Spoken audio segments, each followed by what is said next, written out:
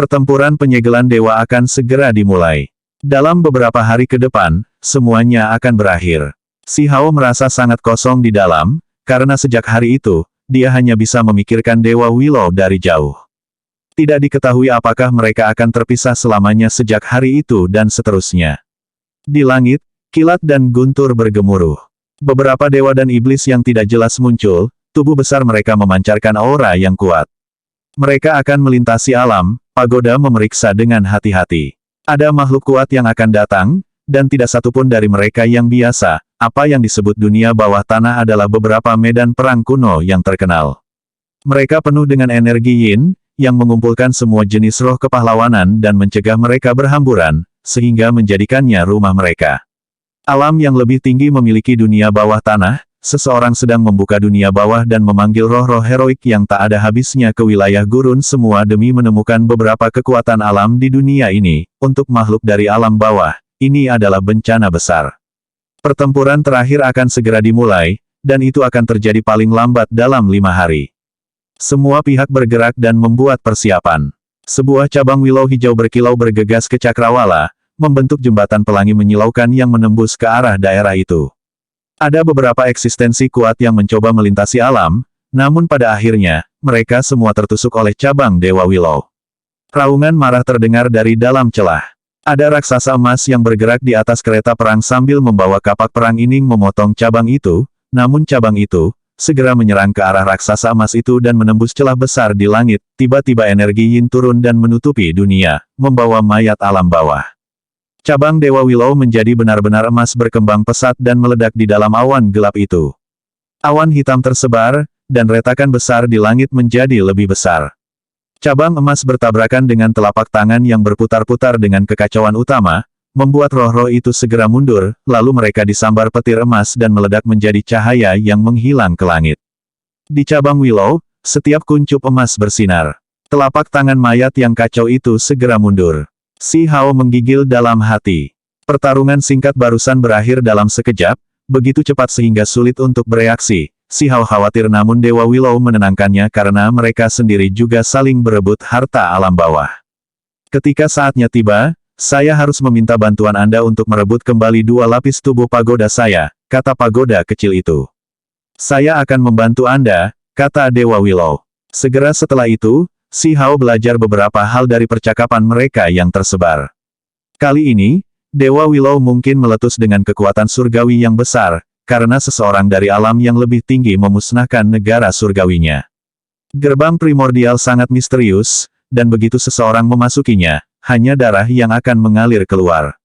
Kali ini, saya akan memuaskannya dan melemparkan 1 atau 2 orang terlebih dahulu untuk mengujinya, kata Dewa Willow. Si Hao tercengang. Dewa Willow sedang mencoba untuk menguji karma. Kapan kamu pergi ke alam yang lebih tinggi? Pagoda kecil itu memberitahunya bahwa itu bisa mengirimnya sebelum pergi. Si Hao ragu-ragu. Ada terlalu banyak hal yang tidak ingin dia tinggalkan di alam bawah, dan masih banyak hal yang belum dia lakukan. Dia tidak ingin segera pergi. Si Hao bertanya setelah bencana ini apakah ada cara untuk naik. Pagoda menjelaskan mungkin ada, namun akan sulit namun begitu juga dari alam tinggi akan mustahil turun. Ketika Si Hao mendengar ini, dia dengan hati-hati meminta bimbingan, dia masih harus menyelesaikan segala sesuatunya di alam bawah. Si Hao meminta bimbingan sebelum keduanya pergi. Dia mengeluarkan 2 potong tulang yang putih. Kedua bagian itu bisa disatukan. Mereka secara tak terduga terbuat dari bahan yang sama catatan primordial sejati, tetapi sayangnya masih ada 1 bagian terakhir yang hilang. 1 bagian ada di dalam ibu kota batu, dan 1 lagi ada di perbendaharaan Gunung Abadi. Mungkinkah itu bagian transendensi? Dewa Willow melihatnya dan kemudian menggelengkan kepalanya. Kamu telah bertanya kepadaku sebelumnya mengapa kamu tidak dapat merasakan kekuatan luar biasa dari bimbingan surgawi, meskipun kamu mengolahnya. Alasannya ada di sini. Untuk bimbingan surgawi catatan primordial sejati, selain dari bagian yang Anda peroleh, ada diagram 10.000 roh lainnya, dan itu bertumpu pada tulang surgawi yang patah ini. Jika akan bagus jika Anda bisa mendapatkannya, tetapi jika Anda tidak bisa, Anda masih akan dapat memahami misteri yang mendalam dari catatan sejati setelah ranah kultivasi Anda mencapai tingkat yang sesuai. Keesokan harinya, Ada berita bahwa retakan spasial muncul di daerah lain juga dan para ahli turun dari mereka. Ini benar terutama untuk wilayah misterius di mana puluhan ribu tentara surgawi dan roh heroik turun. Mereka tidak berani datang melalui jalur wilayah gurun, dan karena itu mereka memilih untuk turun di wilayah lain. Seekor burung biru terbang ke kota kekaisaran sambil membawa simbol yang kuat. Seorang pelayan jatuh, tiba-tiba meminta audiensi dengan Kaisar Batu untuk menyampaikan pesan. Ketika Si Hao membaca surat itu, dia terkejut. Bigu, Lan Yu, Hong Huang dan yang lainnya mengundangnya untuk berkumpul. Pesan itu bahkan menyatakan bahwa selain mereka, akan ada elit lain dari 8 daerah, itu membicarakan kesempatan naik ke alam lebih tinggi. Di antara mereka adalah orang-orang dari Akademi Rusa Putih, partai yang seharusnya netral. Siapa tahu, mereka mungkin merasa kasihan dan ingin membawa bakat seperti Anda ke alam yang lebih tinggi, kata pagoda kecil itu. Itu telah melihat orang-orang itu sebelumnya dan mengerti sedikit tentang latar belakang mereka. Jika kamu ingin pergi, pergi saja. Apakah ada tempat yang tidak bisa kamu kunjungi? Kata Dewa Willow, namun Si Hao menolak dan malah meminta hal lain yang berkaitan paviliun mending surga. Ia ingin menemukan benih labu itu, segera Dewa Willow membawanya ke pegunungan, di antara onak dan duri, tanaman labu hijau dan subur yang penuh vitalitas saat ini sedang tumbuh. Dewa Willow juga merupakan keberadaan jenis tanaman dan memiliki kekuatan magis yang menghancurkan dunia. Ketika ia melakukan perjalanan melewati reruntuhan paviliun mending surga, ia secara alami menemukan tempat peristirahatan terakhirnya. Si Hao segera mengatur formasi untuk melindungi benih itu bergerak seperti menyemuaikan rasa terima kasihnya. Pada akhirnya, Dewa Willow membawa Si Hao ke udara. 3 hari kemudian, langit dan bumi berubah warna menjadi merah darah. Akhir dunia sepertinya akan tiba, dan bahkan manusia biasa pun bisa melihat pemandangan aneh ini. Pertempuran penyegelan dewa telah tiba. Di dalam istana kekaisaran, Dewa Willow berubah menjadi bentuk manusia, terlalu banyak misteri yang terkandung di dalamnya, Dewa Willow akan segera pergi. Si Hao bergetar, mereka akan berpisah hari ini. Hatinya dipenuhi dengan keengganan. Pakaian putih berkibar. Dewa Willow sama luar biasa dengan makhluk abadi sejati. Langkah demi langkah, ia berjalan keluar dari istana kekaisaran, itu akhirnya akan meninggalkan dunia manusia dan melangkah di jalannya sendiri. Langit terbelah disertai dengan suara guntur, semua jenis makhluk muncul. Orang-orang biasa di tanah semuanya gemetar dan melihat ke atas dengan tidak percaya. Mereka kemudian jatuh lemah ke tanah. Langit hancur, dan kabut yin yang lebat mengalir keluar. Semua jenis kerangka dan mayat melayang. Tidak diketahui kemana mereka membawa serta energi yin yang besar, mereka membawa mata air kuning dunia bawah. Ini akan mengubah wilayah gurun menjadi dunia orang mati, mereka mungkin ingin menghancurkan daerah gurun. Berdasarkan spekulasi pagoda, ada beberapa individu tua di akhir masa hidup mereka yang akan benar-benar menjadi gila. Jika mereka tidak dapat menemukan kesempatan alami di alam bawah kali ini, maka mereka hanya bisa menunggu kematian datang. Dewa Willow menyerang membuat air kuning juga terbang kembali secara terbalik, kembali ke alam yang lebih tinggi. Keberadaan perak yang berputar-putar dengan energi kacau muncul, itu adalah mayat yang kacau. Di belakangnya, awan gelap melonjak dan roh-roh yin meraung marah. Dewa Willow bertemu langsung menyebarkan kabut hitam yang tak ada habisnya, tanah dunia bawah berwarna hitam pecah, dan dari dalam mengeluarkan piringan hitam dengan darah. Itu melepaskan aura kematian yang tebal dan disertai dengan energi kacau. Itu sangat kuat, seluruh wilayah gurun bergetar dan diambang kehancuran. Dewa Willow menunjuk dengan jari segera menghancurkan piringan berharga itu. Mayat yang kacau itu terkejut, ia bergabung dengan dunia bawah, ia dengan aura kematian yang tak ada habisnya menabrak Dewa Willow. Dia tahu bahwa masih ada orang lain di sekitarnya dari alam yang lebih tinggi yang juga akan berurusan dengan Dewa Willow. Karena itu, dia tidak menahan apapun. Dewa Willow terus berdiri tegak di sana tanpa bergerak. Namun, itu meletus dengan kekuatan surgawi, 108 cabang keluar dari tubuhnya, itu langsung menembus mayat itu dan dunia bawah tanah langsung meledak. Serangan bertenaga penuh Dewa Willow secara langsung menghancurkan raksasa dari alam yang lebih tinggi. Bahkan pagoda kecil itu tidak bisa berkata-kata. Dalam kehampaan, beberapa retakan besar dengan cepat ditutup. Orang-orang yang menonton di belakang layar muncul. Mereka tidak pernah menyangka Dewa Willow begitu menakjubkan, langsung melenyapkan lawannya dengan satu serangan. Dewa Surgawi Abadi telah tiba. Dewa Willow mengulurkan satu jari dan memaksa Dewa Surgawi Abadi kembali. Kemudian, sebuah pohon penghubung surga turun, dan di atas pohon kuno ini juga ada seorang individu muda. Individu ini mulai menekan Dewa Willow juga. Pemuda itu menyatu dengan pohon kuno, itu adalah tubuh 5 elemen Dewa Surgawi Abadi. Setiap elemen memiliki satu kehidupan, pagoda itu segera bergabung dalam pertempuran. Itu karena ia tahu bahwa Dewa Surgawi Abadi cukup aneh. Selain sangat kuat, dia juga sulit dibunuh. Ketika kelima individu pindah bersama, ada jenis kekuatan yang tak tertandingi. Si Hao tahu ketika mereka pergi mereka mungkin tidak kembali lagi. Dewa Willow bersinar, 3.000 dunia segera muncul di sekelilingnya. Mereka mulai membakar dengan ganas dan mengelilingi pohon kuno itu. Pohon besar itu bergegas lalu 5 pemuda muncul. Mereka secara bersamaan menyerang Dewa Willow. Sebelum pagoda kecil itu bisa mendekat, seseorang menghentikannya. Tubuh emas Master Sekte Barat muncul. Selain itu, sosok lain muncul untuk membantu Dewa Surgawi Abadi dan menekan Dewa Willow. Mereka bisa merasakan gelombang tekanan yang luar biasa. Tiba-tiba, di sekitar tubuh Dewa Willow, seluruh cabangnya menjadi emas, dan kemudian mereka membentuk kunpeng satu demi satu, seseorang mundur, sementara itu, tubuh Dewa Surgawi Abadi juga bergetar. Dia dengan cepat menyerang dengan energi 5 elemen. Setiap daun berubah menjadi kunpeng, dan di dalam warna emas ada pola hitam. Si Hao menghela nafas kagum, Dewa Willow dapat menampilkan teknik kunpeng dengan sempurna. Hatinya mulai mendambakan jenis kekuatan ini. Sebuah sosok dilenyapkan, dan kemudian sosok lain meledak.